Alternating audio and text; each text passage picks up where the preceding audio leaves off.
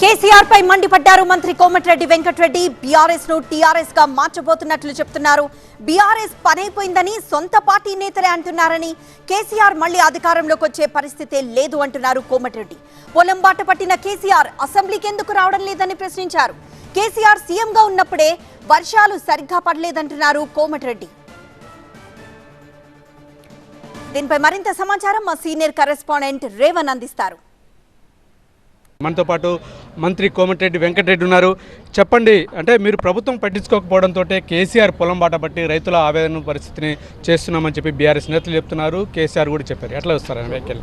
నిన్ననే బీఆర్ఎస్ని మళ్ళీ వాపసు టీఆర్ఎస్గా మారుస్తున్నట్టు ఒక సీనియర్ మాజీ మంత్రి వర్యులు ఎర్రబెల్లి దయాకర్ ఒప్పుకున్నాం. కాంగ్రెస్ వచ్చింది, కరువు వచ్చిందని చెప్పి 6.5 ఫీట్లు పొడవు పెరిగింది తప్ప దమాకు పెరగలే హరీష్ రావుకు. వర్షాకాలంలో ఉన్నది ముఖ్యమంత్రి ఎవరు? వర్షాలు ఎందుకు రాలే? ఈ దరిద్రుడు రాజ్యం వెళ్ళిండు, వాళ్ళ మామ కాబట్టి వర్షాలు రాలే. ఈయన కరువు వచ్చినప్పుడు, ఈయన వర్షాలు ఉన్నప్పుడు, బాధలు ఉన్నప్పుడు అసెంబ్లీకి 5 నిమిషాలు ఈయన ఉండే ఇంటికి వెళ్ళి ఎందుకు వచ్చి ఏ ముఖం ఎందుకు చెల్లలే? అసెంబ్లీకి ఎందుకు రాలే నువ్వు?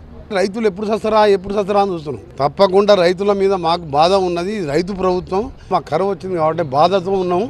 కాకపోతే వీళ్ళు ఏంటంటే ఎక్కువ మంది చచ్చిపోతే బాగుండు కదా, కాంగ్రెస్ బదనాం అయితే బాగుండు కదా, ఎప్పుడు గద్దెని ఎక్కాలను. నువ్వు గద్దెని ఎక్కేది లేదు, నువ్వు వేట ఆడేది లేదు. వేటాడదామంటే చేతిలో కుంటికూరలా కట్టెపట్టుకుంటుంది. ఆయన పొలం బాట బదులు టీఆర్ జైలుకి పోయి ఆ బిడ్డని వారానికి ఒకసారి పరామర్శించి ధైర్యం చెప్తే మంచిది. ఆ బేలా రాదు 2-3 ఏళ్ళ దాకా. ఈ ఫోన్ ట్యాపింగ్లో ఎంతమంది జైలుకి పోతారో తెలియదు. అందుకనే వాళ్ళ రాజకీయాలు చాలు సంపాదించుకున్న కాడికి. మాకు ఈసారి నమ్మకం ఉన్నది, మంచి కాలం అవుతుంది.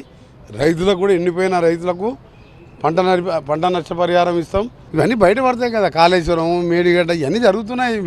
3 నెలలు తొందరగా ఆశమాచి చట్టం తన పని తాను చేసుకుంటుంది. ఎక్కడెక్కడ భూములు ఉన్నాయి? శంషాబాద్లో కవిత 350 ఎకరాల ఫాము, ఆడ 5 కోట్ల ఎకరం వేసుకుని 1500 కోట్లు, 2 లక్షల కోట్లు దాటిపోతుంది. నేను చెప్పింది మీకు తక్కువ అంచనా. ఆయన నా పేరు చెప్పి మన అంటున్నాడు ఏదో మిడ్బ్యాన్ డ్యామ్ అంట. బుద్ధి ఉండాలి కేసీఆర్. అది కట్టింది ఐవీఆర్సీలు డమ్మీ పేరు మీద, బినామీ పేరు మీద హరీష్ రావు చేసుకున్నాడు. మా ముఖ్యమంత్రి గారికి లేఖ నిన్న స్టేజ్ మీద చెప్పిన, రేపు లేఖ పంపుతూ మిడ్ మ్యాన్ మీద ఎంక్వైరీ చేపిస్తున్నాడు. ఆ మిడ్ మ్యానర్ కట్టింది ఎవరు, ఆ అకౌంట్ కేసీఆర్ అకౌంట్లోకి వచ్చినాయా లేదా డబ్బులు, ఆ ఎంక్వైరీ రిపోర్ట్ తర్వాత అప్పుడు కేసీఆర్ మాట్లాడి నాకు తప్పకుండా క్షమాపణ చెప్తాడు. ఎందుకంటే ఆయనకు తెలియకుండా ఒక బినామీ కంపెనీ మీద ముత్యాల నాయుడు అనే బినామీ పేరు మీద హరీష్ రావు చేసుకున్న వర్క్ అది. ఏం పాపాలు చేసిండో ఎన్ని చేసిండో కానీ సరే ఇప్పుడు ఆ కుటుంబం అనుభవిస్తుంది. అందుకనే చెప్తాను, నాతో పెట్టుకో కేసీఆర్ మంచిగా ఉండదని చెప్పి.